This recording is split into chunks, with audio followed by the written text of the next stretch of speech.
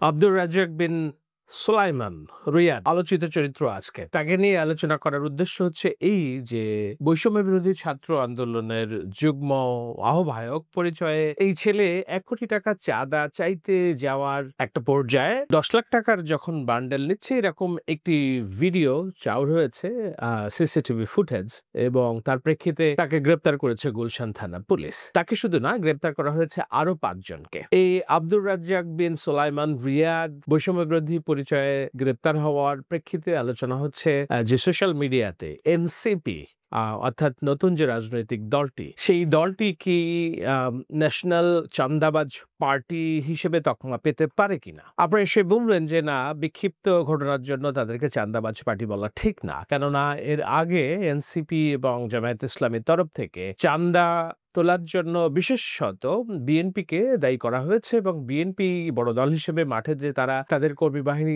চাঁদাবাজি করছে না, এটি অস্বীকার করার কোনো সুযোগ নেই। কিন্তু ঘটনা হলো যে গত ১ বছরে প্রায় ৭,৫০০ বিএনপি কর্মীকে বহিষ্কার করেছে এসব চাঁদাবাজি এবং নানান দলীয় শৃঙ্খলা ভঙ্গের অপরাধে যেসব অভিযোগ আছে তার প্রেক্ষিতে।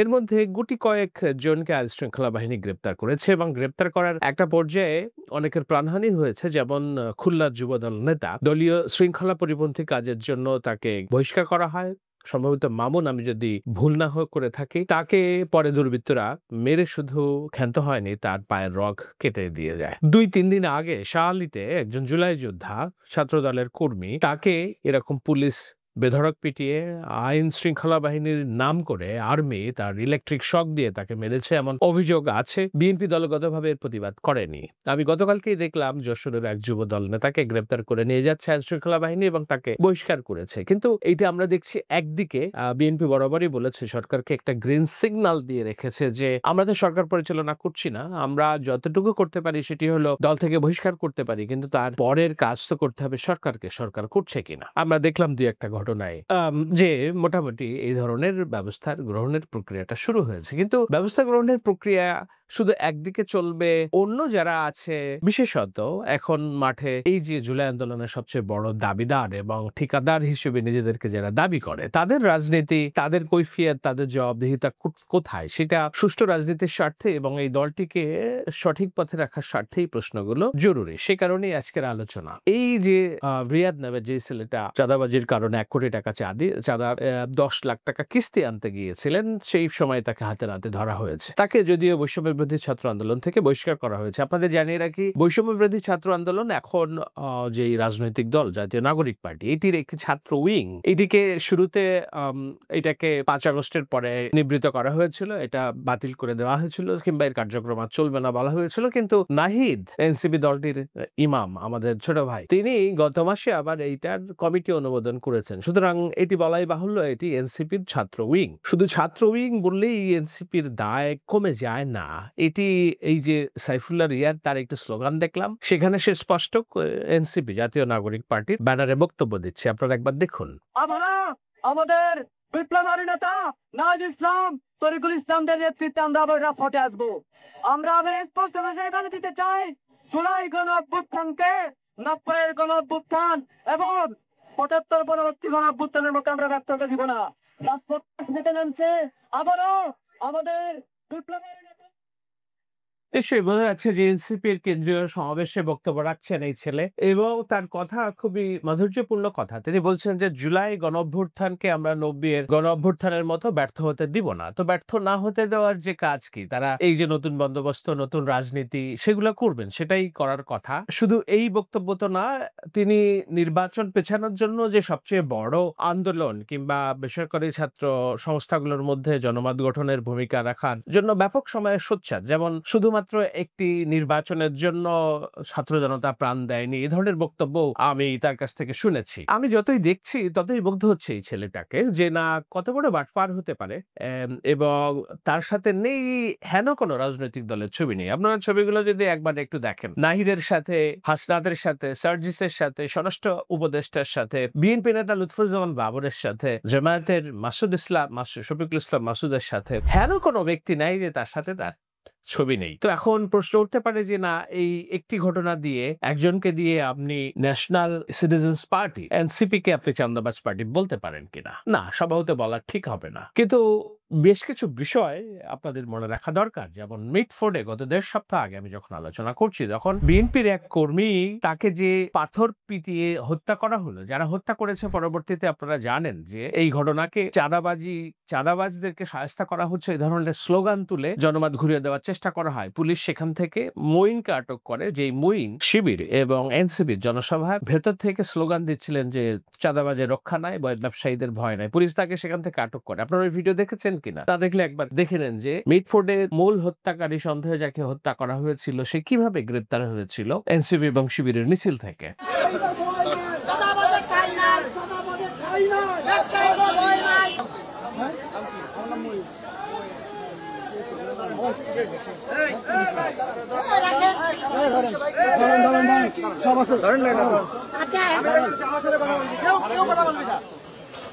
রাস্তাঘাটে মানুষ মেরে ফেলাবি, এই অর্ডারে চলবেন না।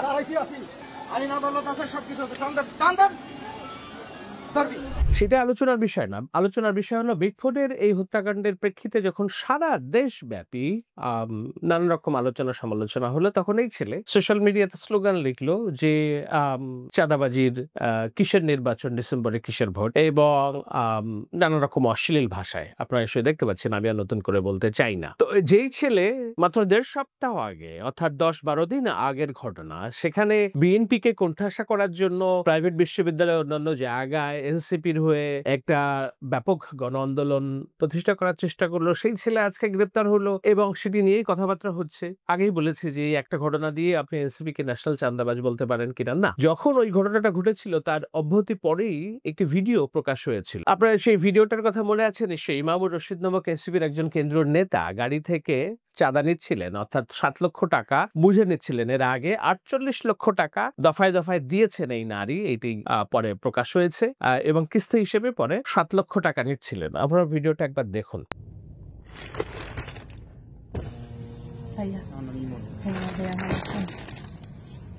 এখানে ৭ লাখ টাকা আছে ভাইয়া। হ্যাঁ, ১০ থাকার কথা ছিল, মানে একটু ক্রাইসিস, মানে বুঝেন না, ব্যাংকও দিতে চায় না। ৭ লাখ টাকা আছে। ভাইকে বলছেন কিছু? হ্যাঁ বলছি। ৭-এর কথা বলছেন? হ্যাঁ, আমি বলছিলাম ওনাকে, কিন্তু ৭ আছে আপাতত। আচ্ছা, মানে এটা ভাই জানে তো ৭ আছে এখানে? হ্যাঁ হ্যাঁ ভাইয়া। আচ্ছা, ঠিক আছে ভাইয়া। হ্যাঁ, উনি এনসিপির কেন্দ্রীয় নেতা, এনসিপির হাসনাত এবং অন্যদের সাথে ওনার ছবি আছে, এবং এটি টপ সিক্রেট কোনো বিষয় না। পরে এনসিপিতে এই ঘটনা যখন আলোচনা হলো, তখন এনসিপি বলল যে না, এটা চাঁদাবাজি না, এটা আসলে ডোনেশনের জন্য বলেছিলেন, ডোনেশন হিসেবে নেওয়া হয়েছে। হোয়াটএভার, চাঁদাবাজি যেটা পল্টনে, সেটা গুলশানে হয়তো ডোনেশন, সেটা ইসলামী ব্যাংকে হয়তো হাদিয়া, সেটা আবার অন্য কোথাও হয়তো ইয়ানা। যাই হোক, কিন্তু চাঁদাবাজি হচ্ছে, আমরা যদি জানি যে ইমামুর রশিদ নামক এই ছেলের ব্যাপারে সাংগঠনিক কোনো ব্যবস্থা নেয়নি দল হিসেবে এনসিপি, অথবা আইন শৃঙ্খলা বাহিনী, স্বরাষ্ট্র উপদেষ্টা তাকে গ্রেপ্তার করেনি, করে এই ৪৮ লাখ টাকার হিসাব কোথায় গেল? কিভাবে এই লেনদেনটা সম্পন্ন হলো? আদৌ এটা ডোনেশন কিনা? ডোনেশন যদি হয়, রসিদ থাকবে না? কোনো পার্টিকে যদি কেউ ডোনেশন দেয়, আমরা জানি বাংলাদেশের পার্টিগুলোর যে অর্থনৈতিক পরিস্থিতি সেটি স্বচ্ছ না। কিভাবে পার্টিগুলো পয়সা আদায় করে মাঠ থেকে সেটি আমরা জানি না। কিন্তু যারা নতুন বন্দোবস্তে রাজনীতি করে, নতুন রাজনীতির প্রতিশ্রুতি দিয়েছে, তাদের কাছ থেকে তো এতটুকু সৌজন্য মানুষ প্রত্যাশা করে যে না, এটি ডোনেশন হইলে সেটা রিসিট থাকবে, যে ব্যক্তি এবং দাতার পরিচয় থাকবে। এবং ডোনেশন হলে কেন এরকম রাতের আধারে গাড়িদের মধ্যে, কেন দিনে দুপুরে একেবারে ঘটা করে তার প্রচারণা করবে এবং স্বচ্ছ দিনের আলোর লেনদেন হবে? এই ব্যক্তির বিরুদ্ধে কোনো ব্যবস্থা নেওয়া হয় নাই।